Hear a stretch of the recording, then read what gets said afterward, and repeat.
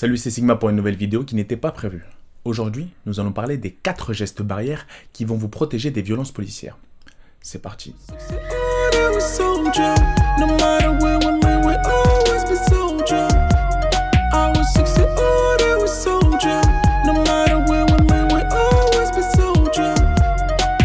Alors que s'est-il passé durant ces dernières 24 heures aux USA?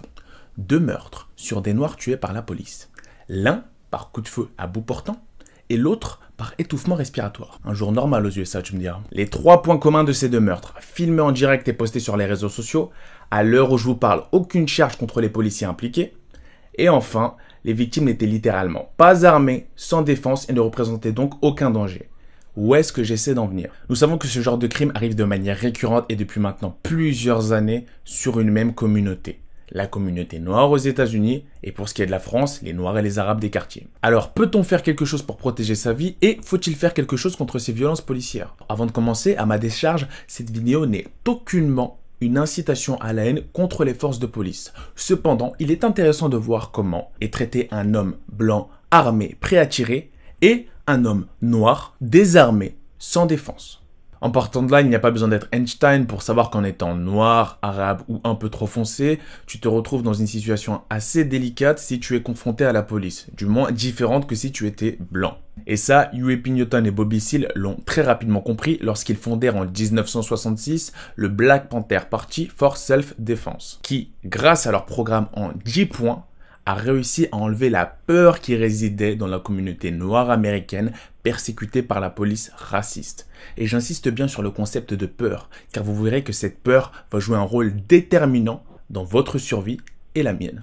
Parmi les 10 points du programme du Black Panther Party, un en particulier s'avère être fondamental. Il s'agit du point numéro 7. Je cite, « Nous voulons une fin immédiate aux meurtres et aux brutalités de la police. Nous croyons qu'il est en notre devoir de faire cesser la brutalité policière contre nos communautés noires en s'organisant en groupes d'autodéfense noirs destinés à défendre la communauté noire de la brutalité et de l'oppression de la police raciste.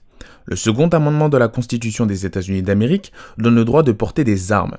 Nous pensons que les Noirs doivent s'armer eux-mêmes pour l'autodéfense. » C'est alors que pour la première fois dans l'histoire des USA a été mis en place de manière assez remarquable, je dois dire, un système qui permettrait de protéger les populations de ceux qui étaient censés les protéger. En effet, Huey P. Newton et Bobby Seale ont mis en place et organisé des patrouilles armées, s'assurant du bon déroulement des contrôles de police. À chaque fois qu'un Noir américain ou une Noire américaine était interpellé par la police sans motif apparent, les témoins alentours pouvaient contacter grâce à un numéro vert les membres du Black Panther Party for Self-Defense. Ces derniers se rendaient immédiatement sur les lieux et, intelligemment, se tenaient à une distance de sécurité. Ce qu'ils faisaient, réciter les droits constitutionnels et pénals de la personne contrôlée, ce qui avait souvent pour effet d'intimider les ou le policier sur le point de commettre une bavure policière. Ah là là, on est bien loin de cette époque, hein. Mais aujourd'hui, à défaut de vous armer légalement, bien que ce soit légal de s'armer aux États-Unis, mais que la justice fonctionne à 2 vitesses, vous pouvez utiliser des gestes barrières qui vont vous permettre de vous prémunir de ces bavures policières.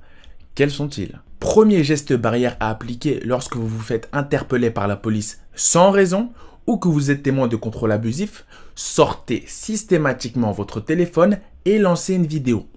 Faites-le de manière discrète si nécessaire, ne serait-ce que pour capter le son de l'interpellation. Si vous êtes seul, vous pouvez lancer une vidéo téléphone en main dans votre poche. Ne sous-estimez surtout pas l'efficacité du micro d'un iPhone dernier cri.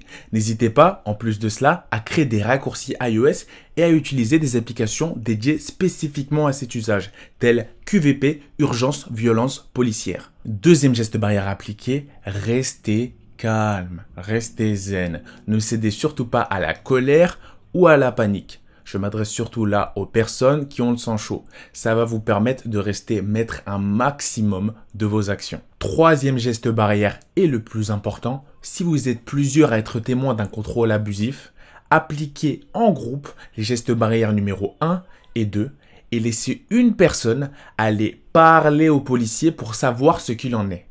Pourquoi faire cela ? La police est en place pour maintenir l'ordre et protéger les citoyens. Il est donc tout à fait en votre droit d'échanger verbalement et avec courtoisie avec ces policiers. ce qui aura sûrement pour effet de sauver la vie de la personne interpellée. Et si jamais vous vous faites gazer ou tirer dessus au flashball, le fait que ce soit filmé par vos camarades va vous permettre de lancer et d'enclencher des procédures judiciaires avec preuve à l'appui, ce qui va vous permettre d'obtenir des dédommagements, voire plus. Ce qui n'était pas forcément le cas dans les années 60. Il s'agit là, vous l'aurez compris, de renforcer le combat juridique. L'enjeu précis de ce troisième geste barrière précisément est de limiter les pertes et les dégâts humains et d'augmenter les gains juridiques. Nous savons tous qu'il y a énormément à gagner juridiquement de toutes ces bavures policières. Quatrième et dernier geste barrière contre les violences policières. Si pour quelconque raison vous ne pouvez appliquer les 3 gestes barrières vus précédemment, courez immédiatement vers un endroit à affluence et criez à l'aide, ce qui aura pour résultat d'attirer l'attention des témoins alentours, qui, eux, sortiront leur téléphone, ce qui pourra potentiellement sauver votre vie. On voit donc là que filmer c'est bien, mais s'il vous plaît, ne vous arrêtez pas là. Surtout si vous voyez l'un de vos frères ou sœurs se faire tuer devant vous. Si vous êtes plusieurs, n'hésitez pas à engager le dialogue et n'ayez pas peur que ça dérape. Il est préférable de se faire taser, gazer ou prendre un flashball que d'assister de manière impuissante au meurtre d'un concitoyen. En étant organisé, aucun mort et aucun blessé ne sera plus à déplorer. Nous en avons eu la preuve avec le Black Panther Party dans les années 60. Bien sûr, j'en ai gros sur le cœur et j'ai tenu à modérer mes propos dans cette vidéo. Mais vous voyez bien qu'on ne peut pas compter sur l'État pour assurer notre sécurité et que nous devons compter que sur nous-mêmes. Alors tâchons de le faire bien et de manière organisée. Peace.